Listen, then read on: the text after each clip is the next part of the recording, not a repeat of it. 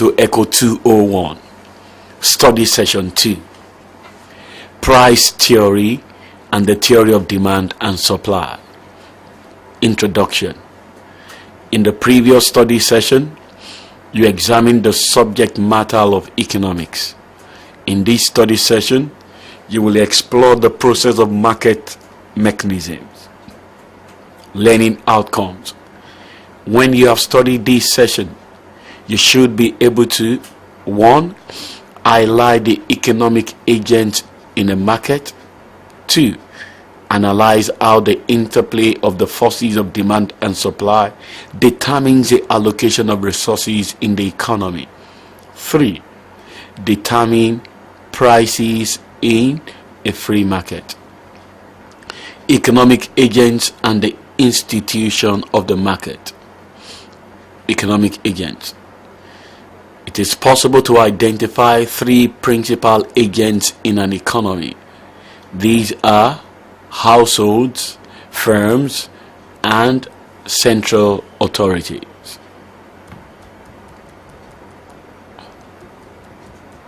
Household. Household is the smallest economic unit. The main objective of household is to maximize its satisfaction. All decisions in the household are geared towards the fulfillment of these objectives. In addition, it is assumed that all resources in the economy are owned by the household. The firm is the second principal agent in the economy. They are charged with the responsibility of turning inputs into output of goods and services. They do this by purchasing resources from the households. The goals of the firms is the maximization of their profits. Central authorities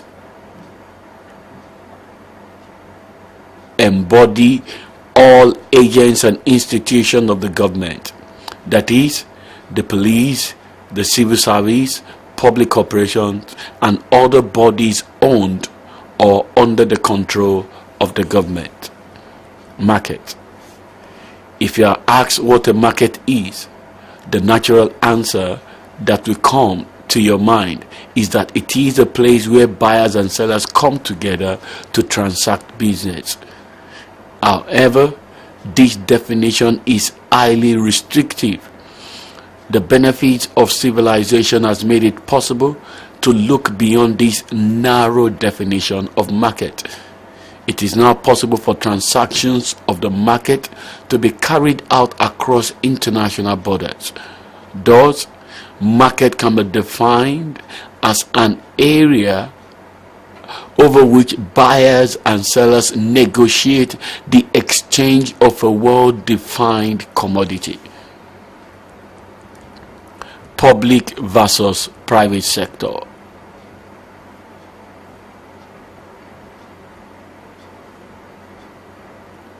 The public sector refers to all production activities that are in the hands of the public, while private sector refers to all production that are in private hands.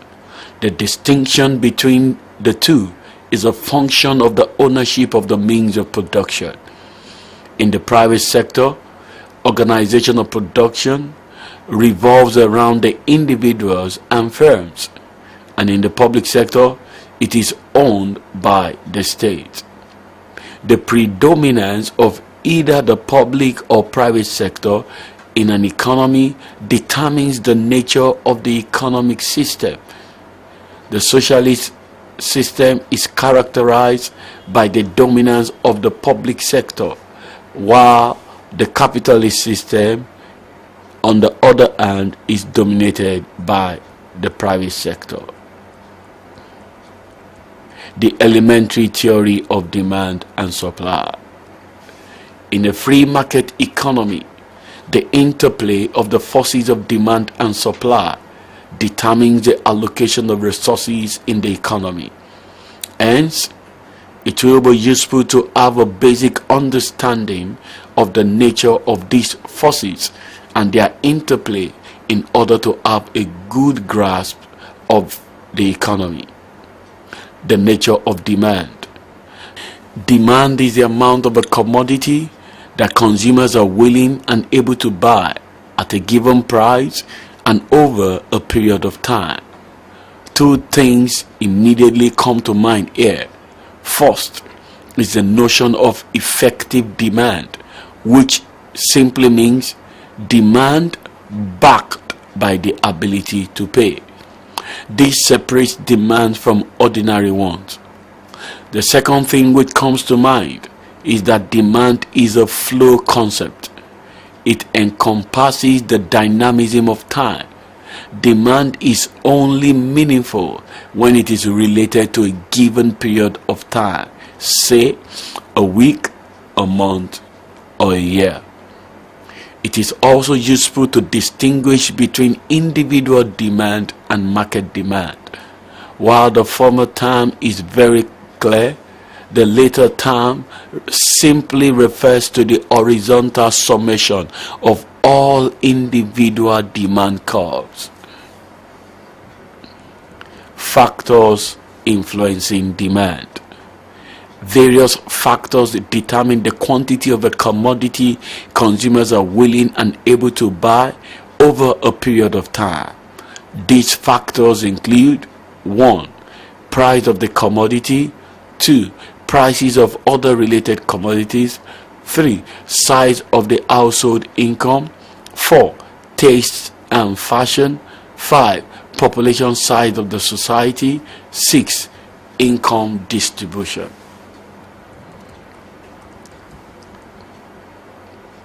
We can formulate the above relationship between demand and factors influencing it in a formalized manner. This is called the demand function. It can be expressed as quantity demanded is a function of price of the commodity, price of other related commodities, size of the household income, taste and fashion, population size of the society, and income distribution. Where QD is the quantity demanded of the commodity N. PN is the price of the commodity. PN minus 1 is a shorthand notation for the prices of other commodities. Y is household income. T, taste of the household members. X stands for population. YD is the distribution of income in the society. At this junction, we shall digress and examine a typical demand curve and its characteristics. The table below shows a hypothetical relationship between the price of oranges and the quantity demanded. Prices are 10, 20, 30, 40, 50, and the respective quantities demanded are 30, 25, 20, 15, 10. The above schedule can then be converted into a demand curve by plotting the prices on the y-axis and the quantity demanded on the x-axis. The demand curve shows at a glance the price-quantity relationship. For instance, from figure of 2.1, you can see that when price per ton of oranges is 50 naira, 10 oranges were purchased per month. Quantity, however, rose to 30 when the price fell to 10 naira per ton. This functional relationship expressed by the demand curve can be written as QD equals, or QD is a function of price. That is, quantity demanded of oranges is a dependent function of the price of oranges.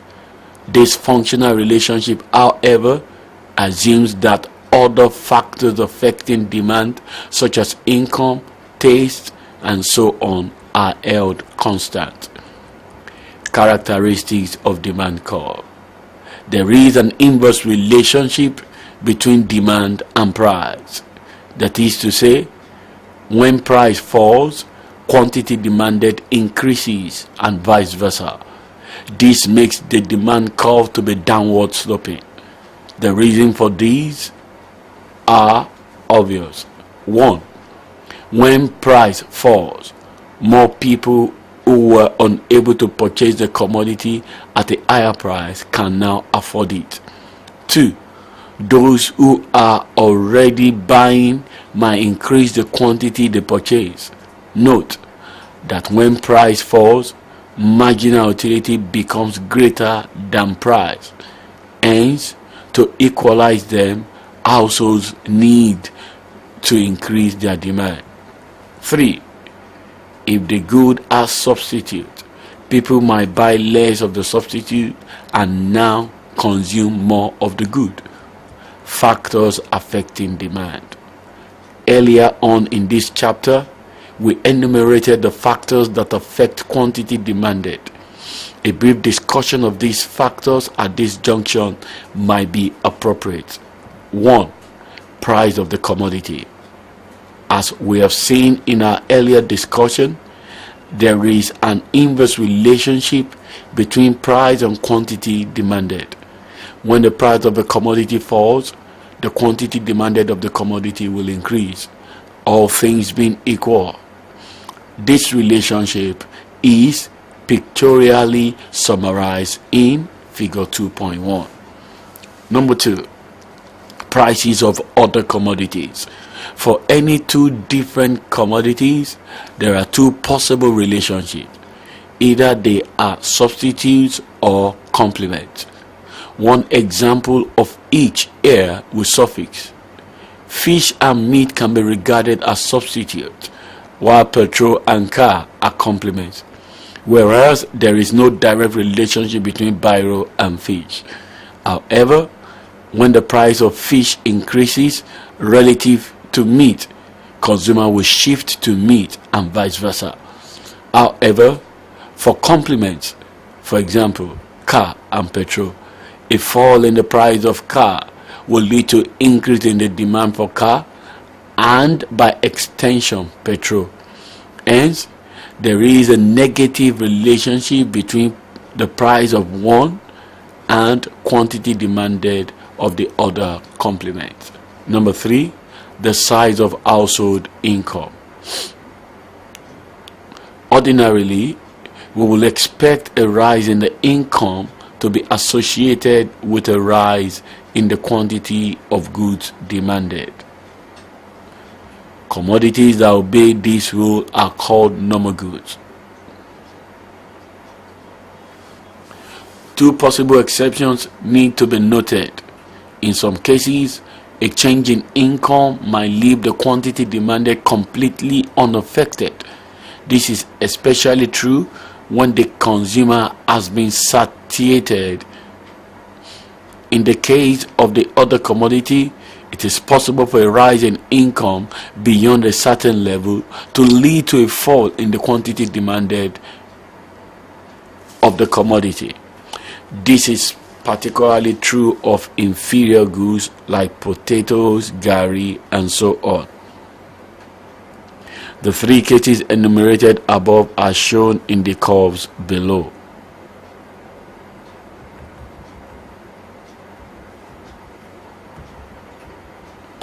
Curve 1 is the case of normal good. Curve 2 illustrates the case of inferior good. Curve 3 represents a situation where income no longer affects demand after Y2. Number 4, taste and fashion. Taste and fashions change with time. When tastes change in favor of a particular commodity, then demand for such commodity will increase. For instance, when in the 70s it was fashionable for women to wear wigs, the demand for wigs shot up. Number 5, population size. The size and the distribution of population also affects demand. For a big country, the total demand for commodities will be higher than that of a small country. Distribution of income. If income is evenly distributed, there will be greater demand for goods and services than when it is skewed to a particular income group. Changes in demand. There are two basic changes in demand. These are 1. Change in quantity demanded, and 2. Change in demand. Change in quantity demanded. This involves the movement along the demand curve. The motivating factor here is the price of the commodity, with all other factors affecting demand being held constant. For instance, in figure 2.3, movement from point A to B represent a change in quantity demanded. Change in demand. Unlike change in quantity demanded, change in demand involves the shift of the demand curve either outward or inward. Exceptional demand curve. The first law of demand and supply states that the lower the price, the greater the quantity demanded of a commodity, and vice versa. However, there are some situations and commodities which do not conform to this law. In other words, the above law is modified to read, the higher the price, the greater the quantity demanded. In such cases, the demand curve is upward sloping. In figure 2.5, when price increase from P1 to P2, the quantity demanded of a commodity also increased from Q1 to Q2. Various reasons have been adduced to account for this strange behavior.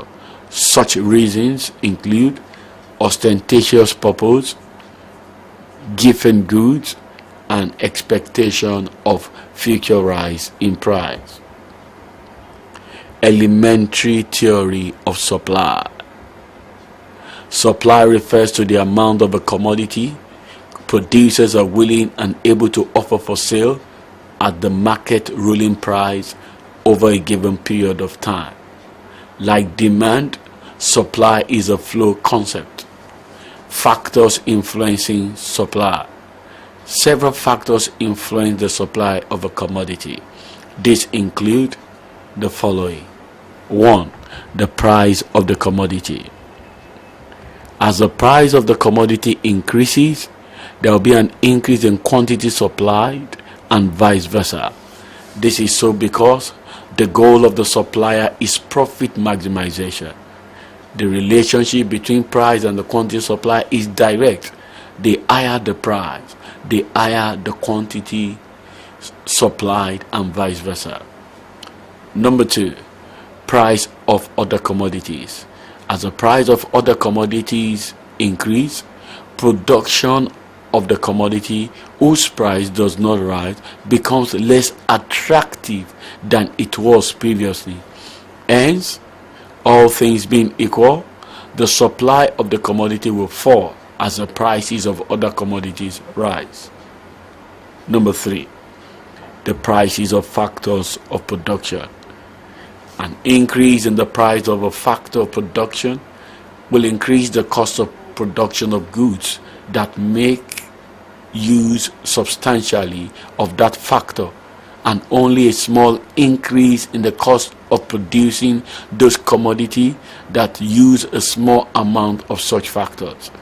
This will therefore change relative profitability of different lines of production. This will cause producers to shift from one line to another and so cause changes in the quantities of the various commodities that are supplied. Number 4, the goals of firms. If producers of some commodities want to sell as much as possible, even if it costs them some profit to do so, more will be offered for sale than if they wanted to make maximum profit. If producers are reluctant to take risk, we would expect smaller production of any good whose production is risky. Number 5, state of technology. Improvement in methods of production automatically leads to increase in output. With modern pace of industrial development, there is now increased and varied output of all goods. All these factors influencing supply can be functionally represented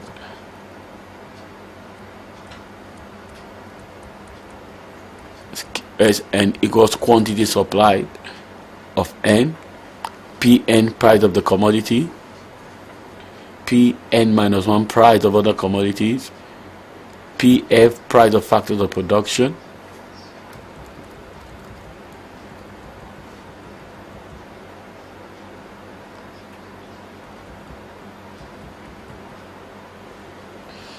Te technology. Therefore, QSN, that is quantity supplied of N, is a function of the price of the commodity, price of other commodities, price of factors of production, and technology. To derive a supply schedule and curve, the equation in above int section will be reduced to quantity supplied is a function of price.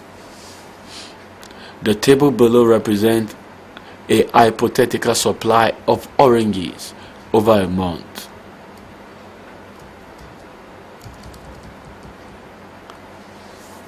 Prices are 10 naira, 20 naira, 30 naira, 40 naira, 50 naira. Quantity supplied per kilogram respectively are 100, 150, 200, 250, 300.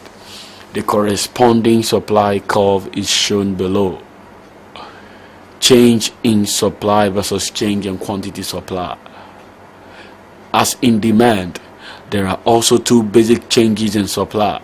The first is the change in supply, which is the shift of the supply curve either forward or backward. This shift is however independent of home price change. It is elicited by other factors affecting supply other than the price of the commodity itself. A change in quantity supplied results in different quantities of the commodities being supplied at different prices, other factors remaining constant. This change in quantity supplied leads to a movement along the same supply curve. Exceptional supply curve. Whereas a normal supply curve slopes upward from the left to the right, we sometimes have a supply curve that does not follow this pattern. Fixed supply curves. In this case, a change in price does not elicit supply response. This is particularly true of those goods whose supply cannot be increased. Backward bending supply curve. This depicts the response of labor to changes in wage rate. Initially, a worker would tend to work more when his present wage is increased. However, increase over time will actually make the worker to prefer leisure to work, since by working few hours he will still be comfortable. Determination of price. At this junction, we need to bring together our knowledge of demand and supply in order to determine the market equilibrium price. The objective of economics is to achieve market clearance. At equilibrium, the market is stable. Using our various examples of demand and supply, we have price 50, 40, 30, 20, 10. Quantity demanded 100, 150, 250, 300, 350. Quantity supply: 400, 350, 250, 200, 150. Thus, for any price other than 30 naira, equilibrium will not be achieved in the market. Thus, 30 naira is called the equilibrium price, which is a general term referring to the price at which quantity demanded equals quantity supplied. The amount that is bought and sold at the equilibrium price is called the equilibrium quantity. The equilibrium point is both stable and unique. Shift in demand and supply. It is relevant at this junction to examine the effects of shift in either the demand or supply curve on price and quantity. We will start by considering an increase in demand. In figure 2.11, the original demand and supply curves are D1 and S1 respectively. The corresponding price and quantity are P1 and Q1. Now assume that the demand curve shifts to D2. With this shift in demand, excess demand, that is Q3 minus Q1, developed at price P2. This therefore forces the price up until equilibrium is achieved at price P2, and then quantity falls to Q2. When this price is attained, quantity demanded once again equals quantity supplied. This analysis establishes our first implication concerning the effect of shift in demand and supply curves. A rise in the demand for a commodity carries on increase in both the equilibrium price and the equilibrium quantity bought and sold, and vice versa. The effect of a rise in supply is shown in figure 2.12. Perturbed. In figure 2.10 above, demand and supply are only equal when price is 30 naira. At this price, quantity demanded and quantity supplied equal 250. At this point, the quantity the sellers are willing to sell is equal to the quantity buyers are prepared to buy. In this situation, the market is cleared and excess demand and supply are zero. At any other price above or below 30 naira, there is excess supply or excess demand respectively. When there is excess demand, households will be unable to buy all they demand. When there is excess supply, firms will be unable to sell all they wish to supply. In both cases, there is no harmonization of activities. However, in such a situation, traditional economists believe that equilibrating forces will be thrown into action and bring about equilibrium. When there is excess supply, producers unable to sell all they brought into the market will be forced to reduce their price. As they reduce their price, demand will increase, and this will continue until price falls to 30 naira, in which case demand will be equal to supply. On the other hand, when there is excess demand, for example, at price 20 naira, demand is greater than supply. This will make households to compete among themselves, offering higher prices.